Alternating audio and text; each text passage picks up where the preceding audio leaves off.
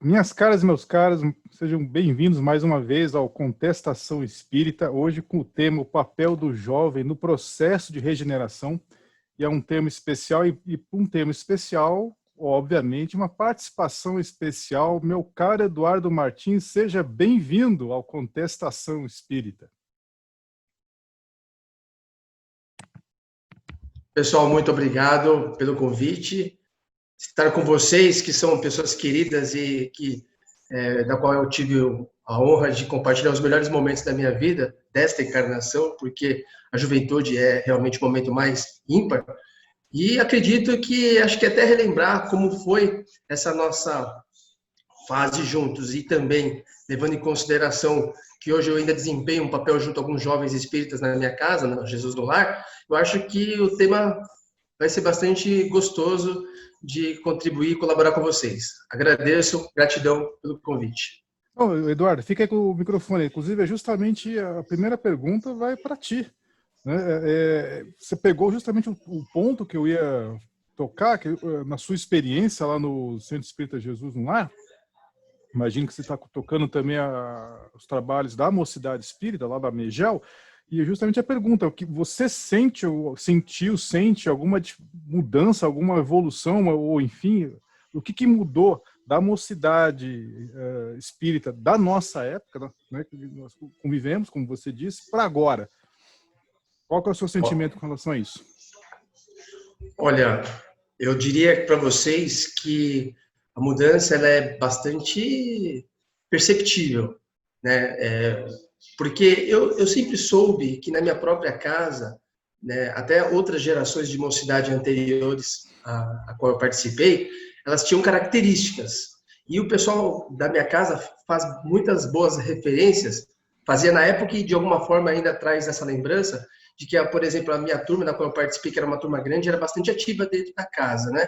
E outras, depois que eu deixei a mocidade, né, que eu fui ficando mais adulto, né, eu soube que outras gerações vieram, mas eu diria para você que até uma mudança de diferencial de uma turma para outra é a coisa mais comum e esperado. Porém, pegando exatamente o fio da meada da sua pergunta, com relação a realmente o contexto da sociedade atual, eu diria que a mudança desses novos millennials é muito grande, né? Da geração Z é muito grande, e eu muitas vezes me testo perguntando quais razões, quais variáveis que trazem esse comportamento tão distinto, né? Fazendo uma alusão à nossa época, eu diria que por sermos uma época não digital, né?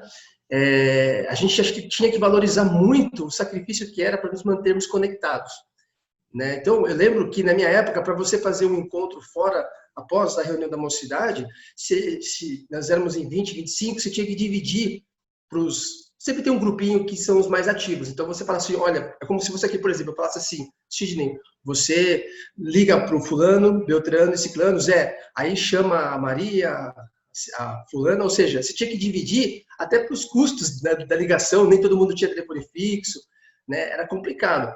Então, eu vejo que são vários fatores, né, que realmente contribuem, não somente essa questão que a gente adiante vai abordar sobre as crianças índigo, essa galera nova que veio, que serão os herdeiros, né, não só por isso que eu vejo as variáveis que possam trazer essa resposta, essa diferença, mas é muito diferente, Zé. A gente era muito mais ativo e era uma outra pegada. Cláudio, aproveitar o que o Eduardo falou aqui, vê se você tem alguma resgata aí na pedagogia, alguma coisa que explique outras variáveis, além dessa que o Eduardo citou. O Eduardo citou alguma coisa assim, em termos assim, olha, na época nós não tínhamos toda essa tecnologia digital. Isso realmente influencia a pedagogia? Enxerga que isso, de fato, é uma variável que interfere no processo? Então, interfere muito, sim, no processo, né? Eles são nativos digitais, eles já nasceram nessa era, né? Eles já nasceram com a internet colocada, né? O que o Eduardo coloca são todas as dificuldades que a gente tinha, né? Nem todo mundo realmente tinha telefone em casa, a gente se virava nos 30 para poder se organizar e fazer reunião longe. Eles eles já têm uma outra pegada, né? Eles não conseguem nem imaginar como era isso, né? Como assim vocês não tinham telefone? Como assim vocês não têm, né? Hoje nós estamos falando, né, na questão da pedagogia, a gente está falando de gêneros literários ultrapassados, o e-mail. O e-mail é um gênero literário que está sendo ultrapassado, né? Primeiro você tinha a carta, aí você vem para o e-mail, e aí o e-mail hoje é mais uma questão de formalidade, né? Quando você tem um bate-papo mais informal, você não usa mais esse recurso, você usa esse recurso mais dentro de uma empresa e tudo mais. Então, a velocidade com que a gente vem, as coisas vão acontecendo, é uma velocidade absurda. Então, muitas vezes, coisas que para nós passamos por tudo isso, né? Da carta ao WhatsApp. Mas eles não, eles já chegaram e já estava lá o e-mail colocado, aí daqui a pouco eles já tinham o telefone, e quando eles realmente pegam o celular na mão, com 10, 11 anos, né? Isso assim sendo, pensando que os pais têm uma certa, né? Porque tem criança aí que pequena já tem. Eles já estão com WhatsApp, eles já estão com Instagram, eles já estão com, né, redes sociais, mesmo as redes sociais não sendo recomendadas para essa geração, né? Assim, 12 anos o que deve ser, mais ou menos, e a gente sabe que isso não é respeitado, tem milhões. Eu tenho alunos de tudo quanto é. Minha faixa etária de alunos é 10, 11 anos. E você percebe uma questão de postura deles. Eles são muito diferentes, sabe? E coisas assim, no mesmo patamar da questão tecnológica, são questões morais para eles também.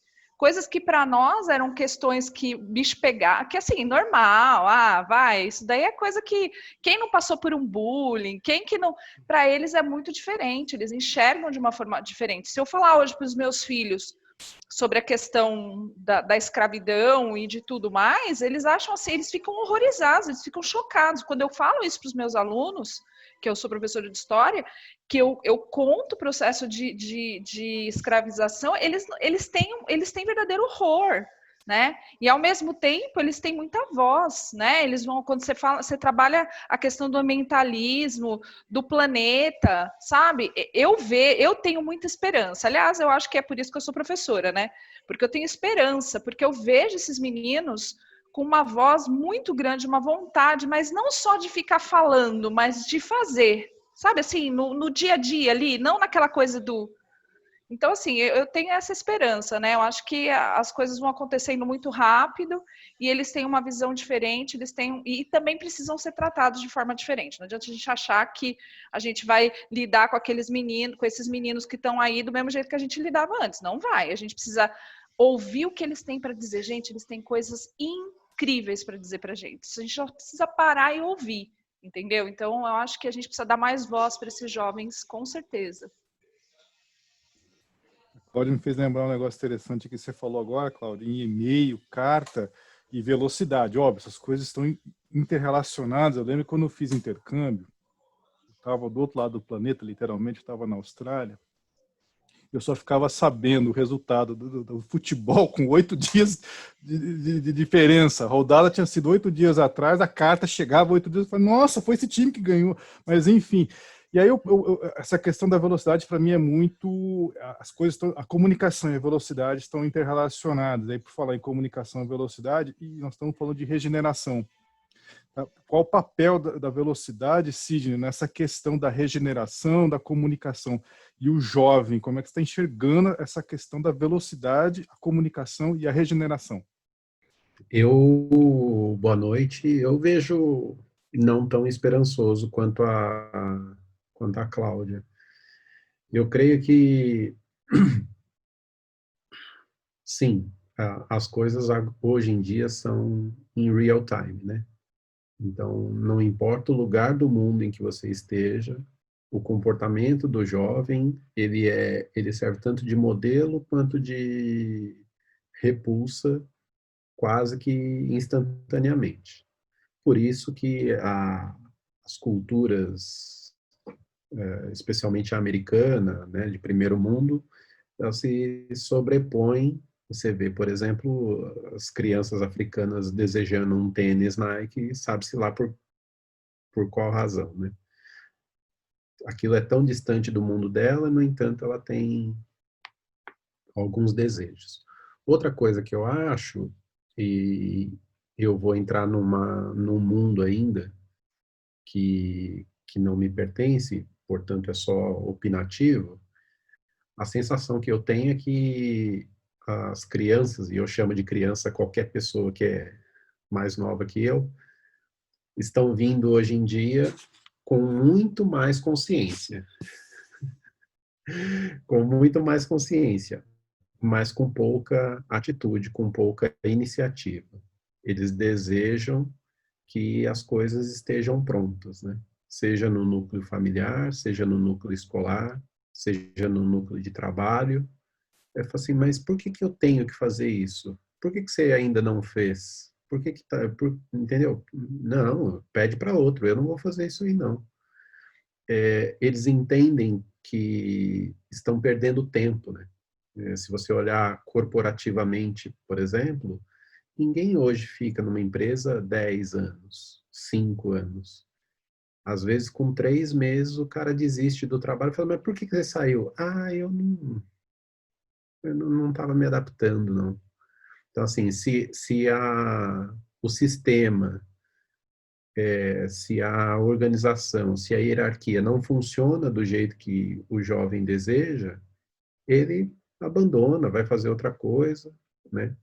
Então, assim, hoje em dia a gente sabe que muitas das conquistas que a gente tem é por conta de consistência, é de fazer e fazer de novo, e fazer de novo, e fazer de novo, até o dia que fala assim, não, agora deu certo, entende? Então, a percepção que eu tenho é contrária da Cláudia, embora eu veja um esclarecimento moral e um esclarecimento social muito maior, mas com menos atitude, me parece. No geral, né? Se a gente olhar grupos isolados, você percebe um ou outro grupo que é mais, que tem mais destaque, que tem pensamento. Então, tá cheio aí de meninos criando empresas milionárias com 15 anos de idade, né? Você falou uma coisa que eu notei que uma palavra, antes de vir para cá para o nosso encontro, não sei se já ouviram falar, chamado etarismo, que é justamente você rotular, entre aspas, assim, olha, você, de maneira pejorativa, normalmente, tanto para o jovem quanto para os mais velhos. Você fala, não, mas isso não é o seu perfil porque você é jovem, ou então isso aqui está ultrapassado, não é mais feito porque você é velho. Alexandre, nos seus treinamentos, você enxerga essa questão, assim, quase que chega um preconceito. Para mim, etarismo é quase que um preconceito. Você, um conceito prévio, um preconceito.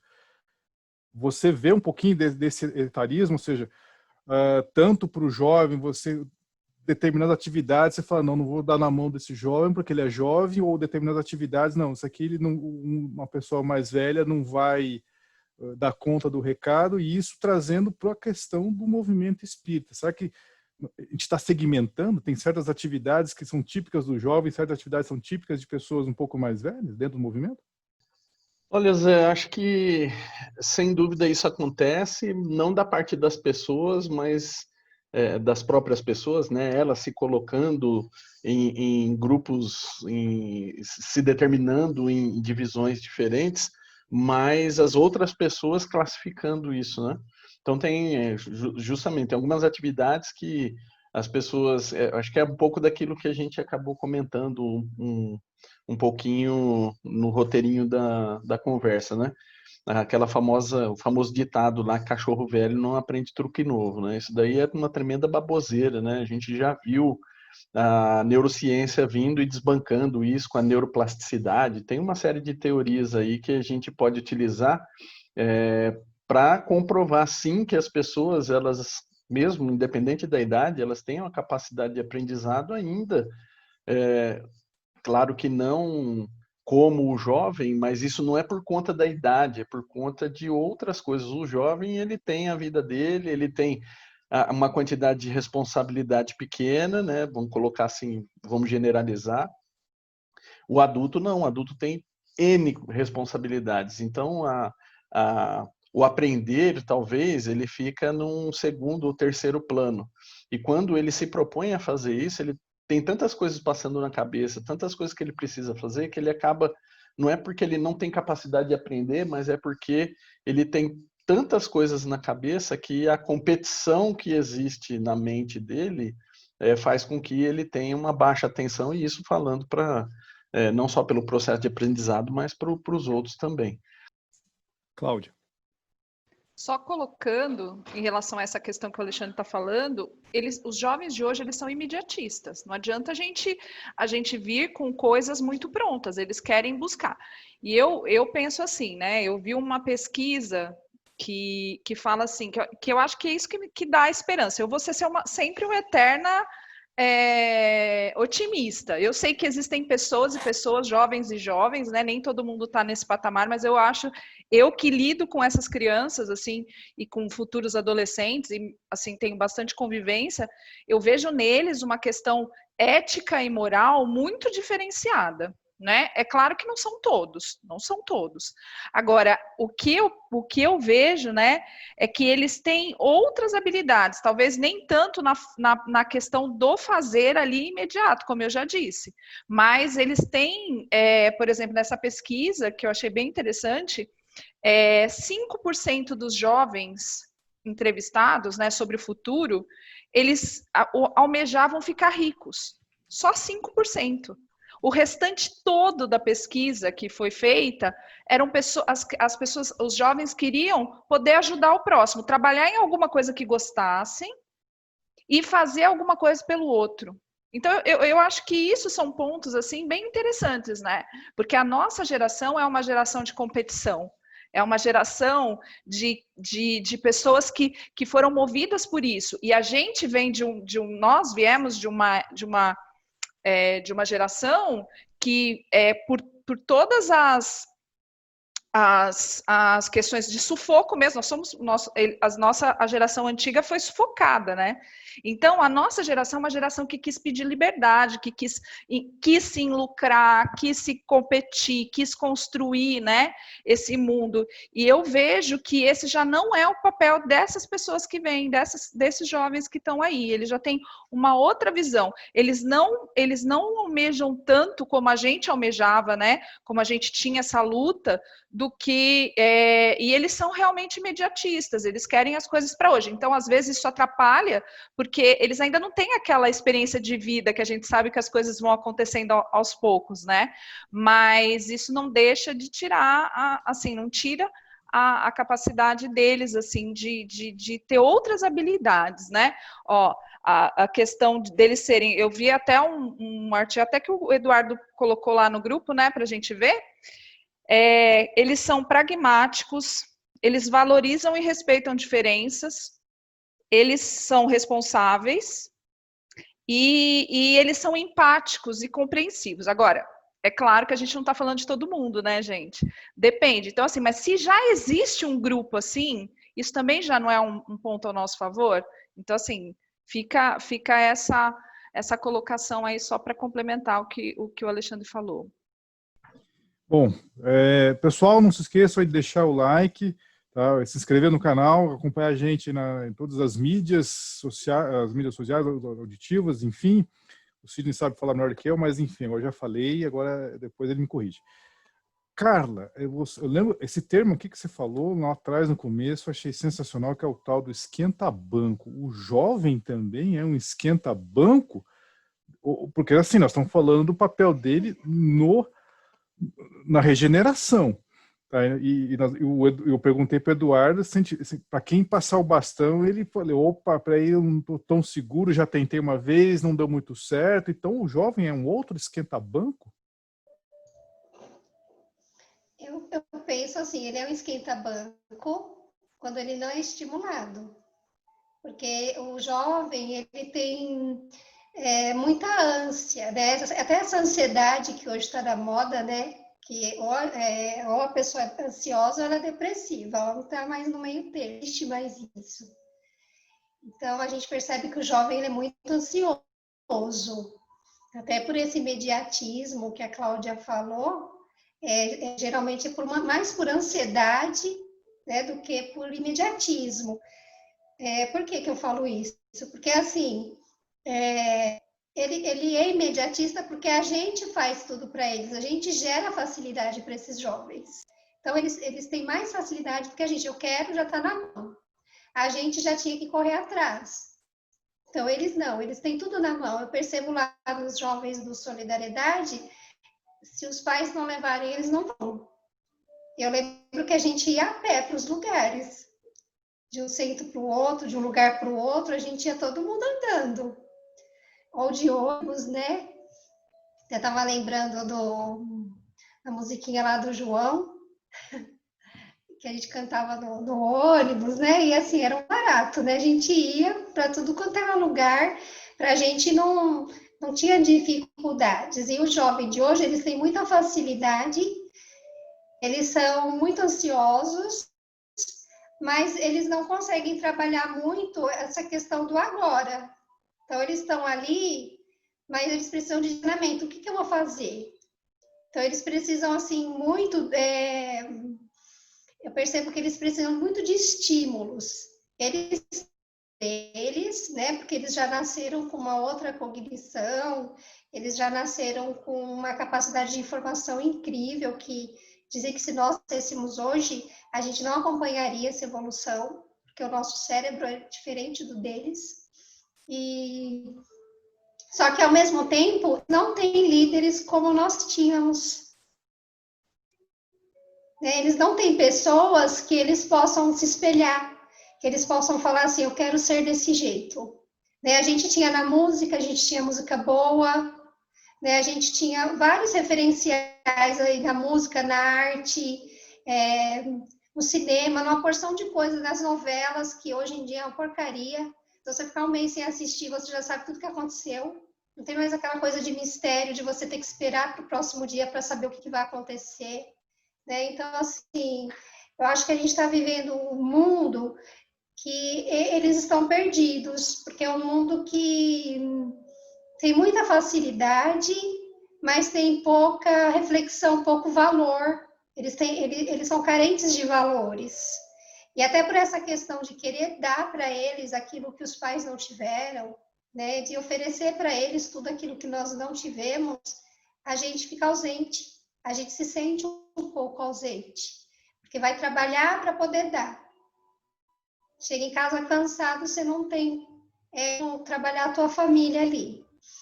Eu já fui diferente, eu preferi ficar com as minhas filhas durante 2, 3 anos. Eu trabalho muito na parte material, elas não têm luxo, os desejos delas, nenhuma delas é voltado para o lado material.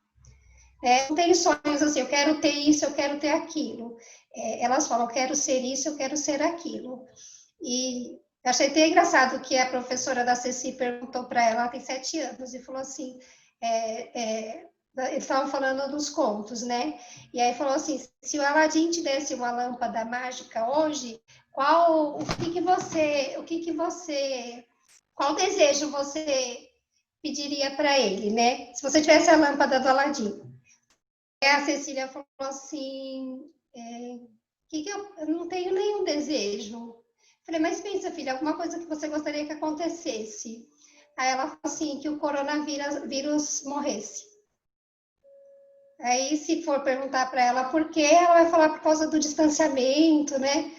Por causa de um monte de coisas dela não poder fazer, mas nada virado para as coisas materiais, sabe? Eu achei isso tão bonitinho. E o Eduardo conhece a Malu, é uma menina muito... Ela tem uma autoridade moral incrível. Ela é bem diferente. A gente se envergonha perto dela, né? Mesmo a gente tendo, assim, tentando dar a parte moral mais elevada, ela dá um banho na gente. Ela é muito questionadora, ela não gosta nada errado, ela tem um senso de justiça enorme, e ela não gosta de facilidades. Ela quer fazer. Então, às vezes, mas eu também ensinei ela a fazer, que você vai atrás do que você quer fazer. Também não deixo tudo muito fácil, não. Mas eu percebo isso, os nossos jovens, eles precisam, assim, serem estimulados, sabe? Diferente da gente, porque a gente, eu não sei explicar, gente, assim, a gente estava falando da mocidade, nós éramos uma mocidade diferente, a gente não tinha coordenador, a gente não precisava de direcionamento, assim, sabe? Porque eu acho que nós já estávamos um pouco mais avançado para a nossa época. Mas hoje eu percebo que eles têm todo esse avanço, mas eles precisam que alguém dê um gatilho para que eles não fiquem esquentando o banco. Né? E com relação ao Centro Espírita, lá Casa de Solidariedade, eles não são ativos. Não são. Eles são ativos fora da casa. Né? Então, eu percebo assim, fora da casa eles fazem, eles têm vontade de fazer as coisas, eles vão atrás, eles fazem, querem trabalhar, estudam direitinho, fazem as coisas certas, mas lá dentro eles não querem fazer nada. Eles não têm iniciativa. Eu quero dar um passe, eu quero trabalhar na distribuição de mantimentos, igual a gente fazia, eu quero fazer uma palestra, eles não têm essa vontade. A gente tem que ficar pedindo para eles, e mesmo assim, eles faltam. Quando chega na hora de fazer uma atividade, não vou, as preferências são outras, né?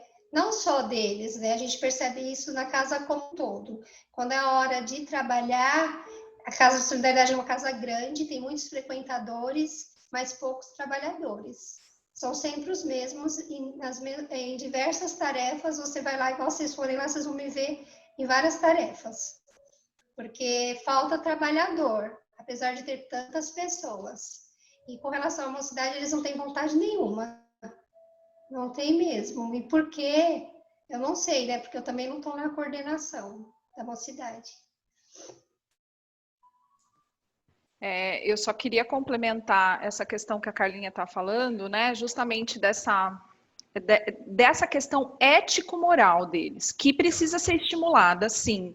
E muitas vezes eles não têm a exata noção, aquilo está lá, mas eles não foram estimulados exatamente por tudo isso que a gente está falando, né? A questão da criação e outra, gente, não é culpa deles, porque assim, nós somos de uma geração que se eu quisesse alguma coisa, eu tive que correr atrás. Se eu quis estudar, eu tive que trabalhar. Se eu quis estudar, eu tive que pagar. Eu pegava ônibus porque meu pai não tinha como me levar para todo lado. E nós, a geração deles é outra. É uma geração que veio num mundo de violência muito, muito maior que o nosso.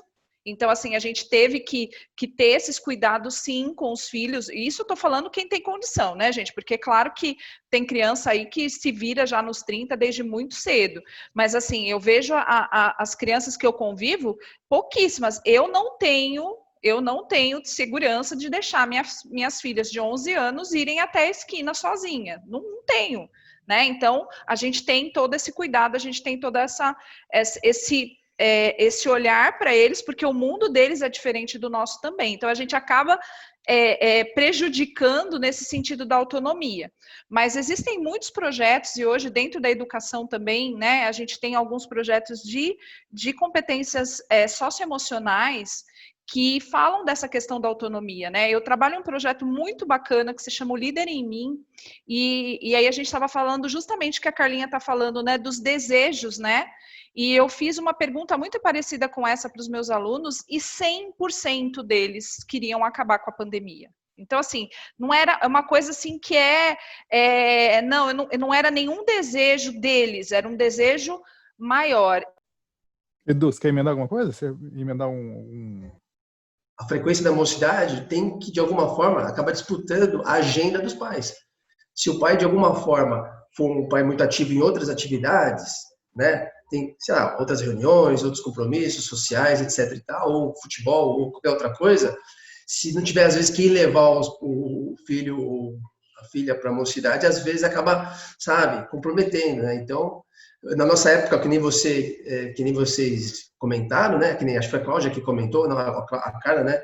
Que a gente pegava ônibus, a gente se virava sozinho. Então, a frequência era maior da galera, porque você não tinha, assim, a vida dos meus pais era independente da minha. E mesmo eu, e mesmo outros amigos meus que tinham pais até mais jovens, mas mesmo assim, eles tinham que se virar sozinhos indo para lá. Então, não era tão concorrido, né?